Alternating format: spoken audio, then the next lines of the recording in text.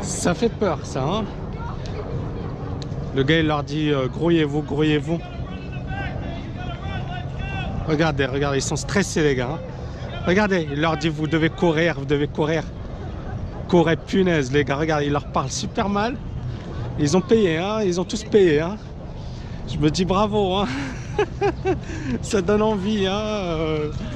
Merci aux clients, ils n'en ont rien à foutre. Pourquoi? Parce que voilà, c'est du business, c'est tellement offre et la demande. Vous vous rappelez ce que je vous avais dit? Offre et demande, les gens ils viennent ici, ils veulent tous partir visiter la tour de la Statue de la Liberté. La Statue de la Liberté, donc à partir de là, voilà, offre et demande, hein. Le gars il leur parle mal, mais bon, ils ont payé, ils n'ont pas le choix. Ok les amis, donc, dans cette vidéo, je voulais répondre à une question sur... Oui, alors il y a une personne qui m'a dit, Tammy, c'est sympa ce que tu racontes, c'est sympa ce que tu dis, mais tous les gars qui parlent de liberté financière, on les voit sur des belles plages. Genre les gars, voilà, ils ont tous un super lifestyle, de belles bagnoles, du sable. Et est-ce que finalement, vous vendez du rêve? Et est-ce que...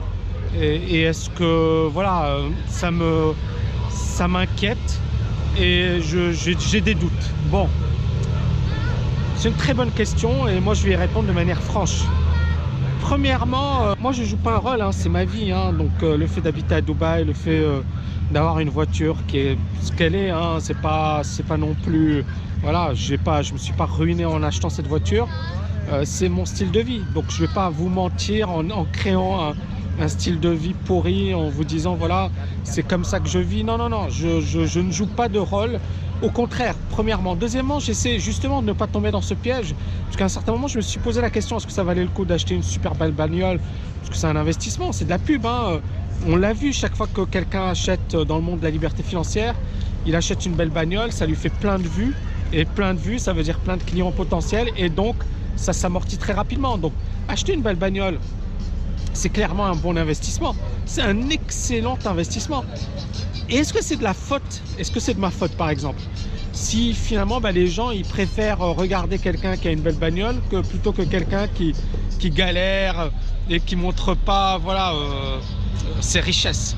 Non, ils préfèrent voir les gens avec des bagnoles, etc. Pourquoi? Parce que ça les inspire, ça les motive. Et ils se disent, moi aussi, je veux devenir comme ça.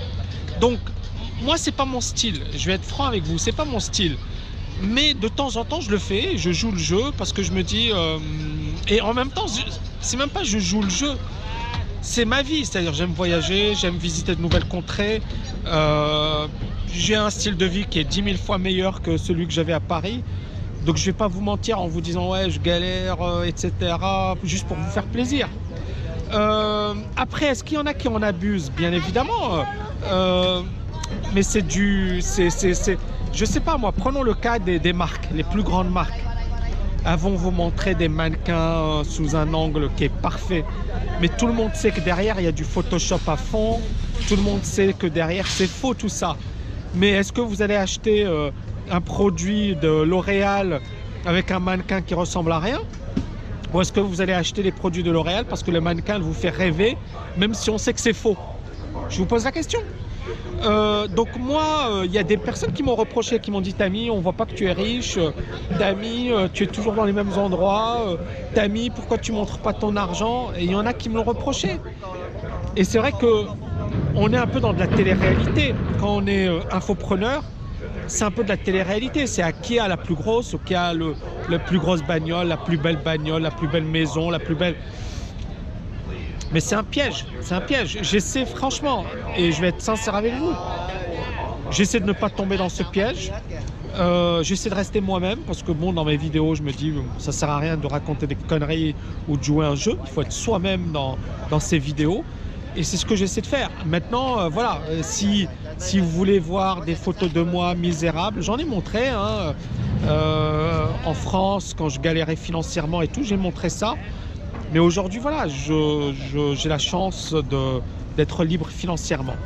Et c'est ma vraie vie. Enfin, dernier point, par rapport à la liberté financière. En fait, le plus important dans la liberté financière, c'est pas forcément être sur une belle plage.